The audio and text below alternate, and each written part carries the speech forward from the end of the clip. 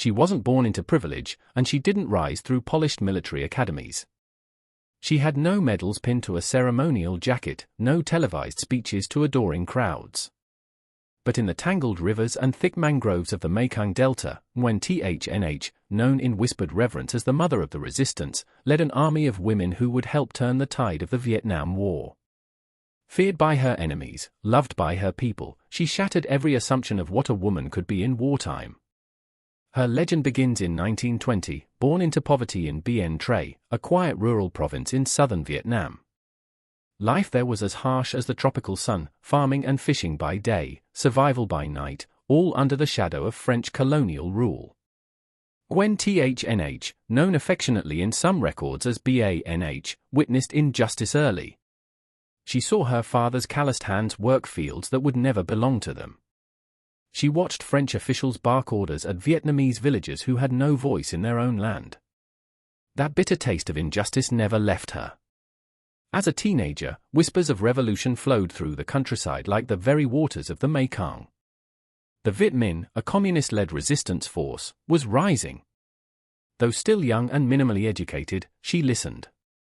She learned. She acted. By her late teens, Nguyen Thanh was already helping move information between cells, a courier, an organizer, a spark. At just 20, she married a fellow revolutionary. Their union was short. The French arrested him, and he later died in prison.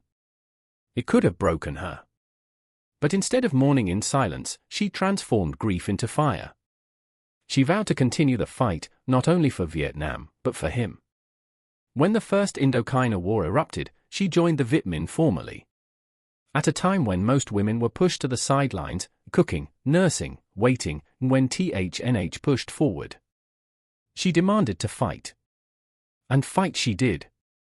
In the Mekong Delta's shifting wetlands, she organized guerrilla cells, led raids on French outposts, and built underground bases so well concealed that even local villagers sometimes didn't know they existed.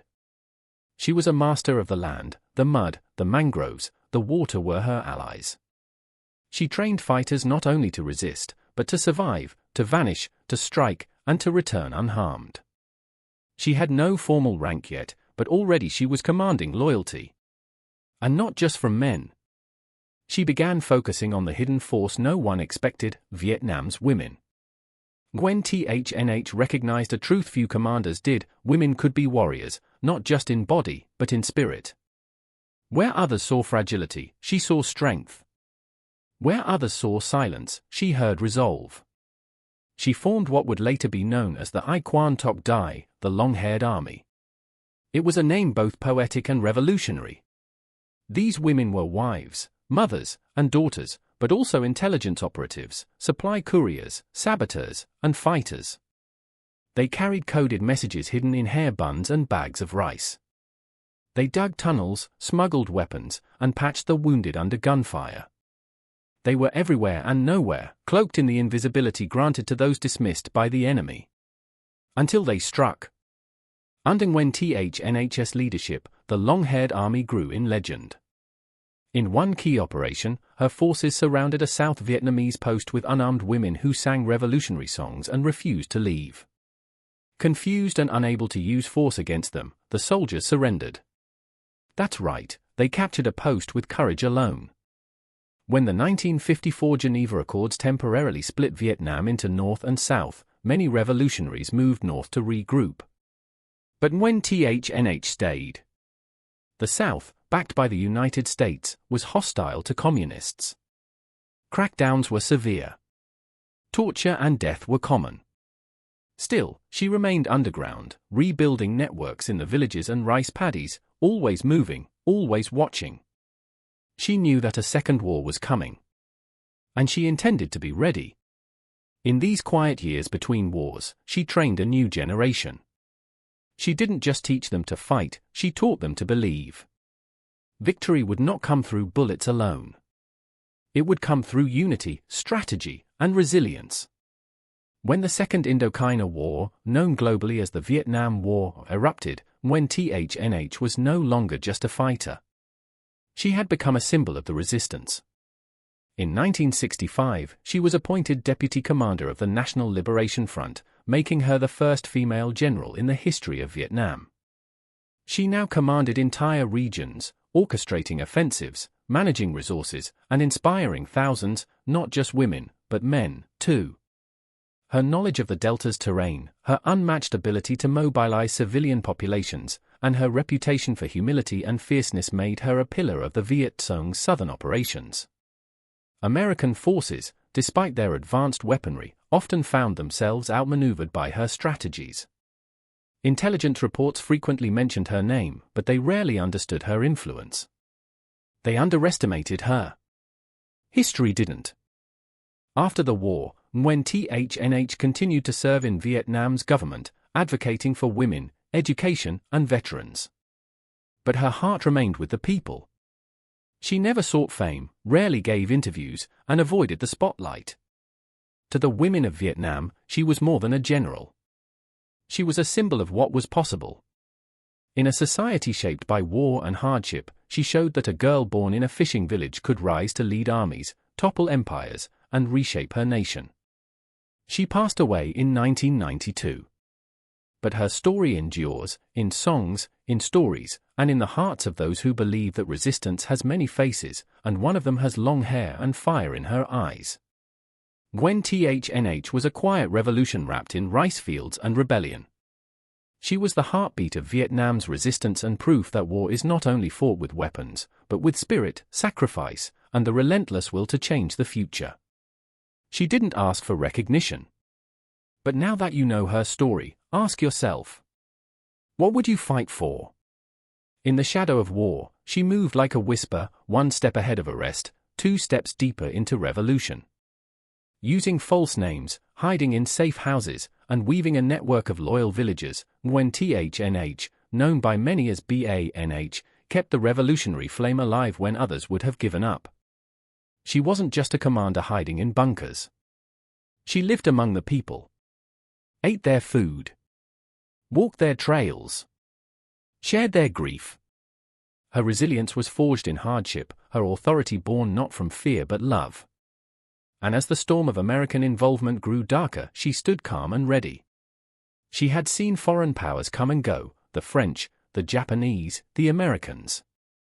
And she understood something that few generals ever grasped: the real strength of a revolution lies not in its weapons, but in its people. By the time the National Liberation Front, NLF, was formally established in 1960, Nguyen Thanh had already laid the groundwork for years. Her operations in the Mekong Delta had been so effective and so deeply rooted that many believed her influence surpassed even some of the NLF's early male leaders. She became one of the founding members of the NLF, better known in the West as the Viet Cong. While much of the leadership stayed in the shadows, she stepped into the light, becoming one of the public faces of the Southern resistance. But she wasn't just delivering speeches. She was organizing fighters, gathering intelligence, building underground hospitals, and transforming ordinary rural villages into tactical assets. She especially focused on women. Women who had never fired a weapon. Women who had never left their villages. Women who had lost sons and husbands to bombs and bullets and now wanted to fight back. Out of this desperation and determination was born one of the most innovative forces of the Vietnam War, the Long-Haired Army, an all-female guerrilla unit composed entirely of locals, trained to blend, to strike, and to vanish. At first, American and South Vietnamese commanders laughed at the name. But the laughter didn't last. These women weren't figureheads. They were trained in ambush tactics, espionage, sabotage, and psychological warfare. They poisoned wells, planted landmines, delivered explosive devices hidden in baskets of vegetables. They infiltrated bases posing as vendors and left as destroyers. Some of the operations carried out by the Long-Haired Army were so precise and low-cost they stunned U.S. analysts. In one case, a group of unarmed women calmly walked into a South Vietnamese command post. Hidden among their clothes were explosives. Within minutes, the post was in flames. And by the time reinforcements arrived, the women were back in their villages planting rice. These tactics came straight from Nguyen Thanh playbook: minimal exposure, maximum disruption.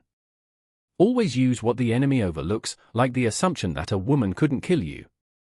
But war, as Nguyen Thanh knew all too well, was more than guns and strategy. It was a test of spirit. Her fighters faced brutal interrogations, torture, and the constant risk of death. She prepared them for that too. She trained them not only to fight but to withstand pain and fear. There are stories, some true, some legend, of captured fighters biting off their own tongues to avoid betraying secrets. Whether these tales were fact or folklore mattered little. The image itself struck fear into enemies and inspired courage among comrades. What made her truly exceptional, however, wasn't just her ability to command. It was her ability to connect. Her fighters didn't see her as a distant leader. They saw her as a mother, a sister, a comrade. She never retreated from the front. She never asked anyone to do something she wouldn't do herself. She slept in the dirt beside her troops, ate the same thin soup, walked through bombed-out villages and cried with the survivors. When she promised them justice, they believed her. And more importantly, they followed her. Even as the war raged, Nguyen Thanh never stopped looking ahead to a Vietnam after the bombs. She used every inch of territory under Viet Cong control not just to hide troops, but to build a new kind of society. She promoted women's education, pushed for literacy programs, and encouraged women to speak publicly, a radical act in a traditional culture still dominated by patriarchy. In her liberated zones, women voted, taught school, managed food supplies, and led community councils. To her, the revolution wasn't just about independence from foreign powers. It was about redefining Vietnam itself, a Vietnam where women, long seen only as caretakers and victims, could be leaders, warriors, and architects of a new nation. When the Tet Offensive was launched in 1968, when THNHS networks played a critical role. While male Viet Cong units surged into cities, her female-led guerrilla units cut roads, destroyed bridges, and orchestrated civilian uprisings. Though the offensive didn't topple the South Vietnamese government, it shocked the world and proved that the Viet Cong was far from defeated. It was, for Nguyen Thanh, a vindication. Every year of sacrifice. Every secret meeting. Every girl trained to fight like a soldier and survive like a ghost, it had all led to this. By the time the war ended in 1975, Nguyen Thanh had become a legend. She was promoted to Major General, becoming the first female general in Vietnamese military history. But she never saw her rise as personal glory. Her success, she said, belonged to the women who fought beside her. After the war, she served as Vice President of Vietnam, one of the few women in the world at the time to hold such a high political office. She used her position to advocate for veterans, for poor rural communities, and especially for the women of Vietnam, whose stories had been erased from the pages of official history. She passed away in 1992, but her memory lives on. In statues, schools, streets bearing her name, and in the hearts of women who still draw courage from her example. Nguyen Thanh was not just a general. She was a revolutionary who saw no limits in a woman's strength. A strategist who fought not only against an invading army, but against the idea that leadership had to wear a man's face. She took the long braid of a village girl and turned it into a banner of resistance. She turned rice farmers into commandos, mothers into marshals, and sorrow into revolution. The world may remember Vietnam's war for its politics, its violence, its tragedy. But it should also remember its women. And leading them all, sometimes barefoot, sometimes armed, but always unbreakable, was Nguyen Thanh, Vietnam's long-haired general. Nguyen Thanh battlefield victories were not always marked by explosions or surrenders. Her greatest conquests happened quietly, through clinics, village councils, and women's empowerment. Long after the guns stopped firing, she was still fighting, not for land, but for dignity, equity, and healing. In every village she returned to, her presence wasn't ceremonial, it was familial. She knew the names of the fallen. She remembered which homes had once sheltered her. She spoke in a soft, firm voice, but when she did, even senior officials went silent. Not because of rank, but because she embodied something few leaders ever achieve, moral authority earned in blood, sweat, and unshakable service. Following Vietnam's reunification in 1975, when THNH was promoted to Major General, the first woman to achieve this rank in Vietnamese history. In a deeply patriarchal military culture, it was a seismic shift. She hadn't climbed the ranks through politics or ceremony. She had earned every stripe crawling through jungles, organizing villages, and defying empires. Her promotion wasn't just a personal honor, it was a message to every girl in Vietnam: you can fight. You can lead. You can shape the future. But she didn't stop there. She was soon appointed Vice President of the Socialist Republic of Vietnam, the second highest political position in the country, a role that gave her a national platform to continue her revolution by other means. In government, she focused on the forgotten, war widows, wounded veterans, orphan children, and rural families still struggling under the legacy of war. She traveled constantly, not to bask in her achievements but to deliver aid, listen to grievances, and push for reforms. She pushed for healthcare access in the Mekong Delta, education programs for girls, and compensation for families poisoned by Agent Orange. While others in government clung to ideology, she pushed for humanity. Her battlefield had changed, but her commitment hadn't. Wherever she went, she was greeted not with applause, but with tears. She wasn't a distant politician, she was still the barefoot girl who once ran through rice fields with coded messages hidden in her blouse. The global spotlight slowly turned her way. In 1983, she received the Lenin Peace Prize, one of the most prestigious honors in the communist world. It wasn't just for her military heroism, but for her lifelong commitment to justice, peace, and the transformation of women's roles. Even Western media, which had once painted her as a terrorist or insurgent, began to reconsider. They now saw a woman who had outlasted colonialism, foreign invasions, and political suppression, reshaping history not by standing at a podium, but by walking through fire with those who had no voice. She didn't collect medals. Her office wasn't lined with plaques. She kept a rusted jungle knife from her guerrilla days, a hand-woven scarf from one of her fighters, and a notebook filled with the names of the women who had died under her command. She believed winning a war was only half the battle. The true test came after peace. Could you build something better? Could you be a different kind of leader? These were not rhetorical challenges. They were personal. She had seen firsthand how easy it was for power to forget the people it claimed to serve. So, she never stopped reminding others what real sacrifice looked like.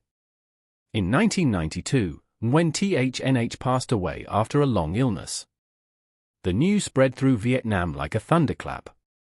From Hanoi to the Mekong Delta, veterans, villagers, teachers, and children gathered to mourn her. It wasn't the state funeral that defined her farewell, it was the people lining the streets in silence. The old women clutching photos. The ex-fighters who saluted with missing arms. The young girls, curious to know more about the woman their mothers called a hero. The government declared a national day of mourning. But the true eulogy was spoken in rice fields, schools, and homes across the country. She fought for us. She never left us. She made us believe we mattered. When THNH didn't just fight a war, she rewrote what it meant to be a woman in war. Her soldiers wore sandals, not boots. Their bombs were hidden in baskets. Their courage was disguised as silence until it erupted. She was feared by her enemies not because she was loud or violent, but because she was relentless, strategic, and impossible to break. And she was loved by her people because she listened, served, and never forgot where she came from. She didn't lead from above, she led from beside. In a war of empires, tanks, and firepower, her greatest weapons were belief, community, and quiet fury. When THNH was not just a commander. She was not just a general.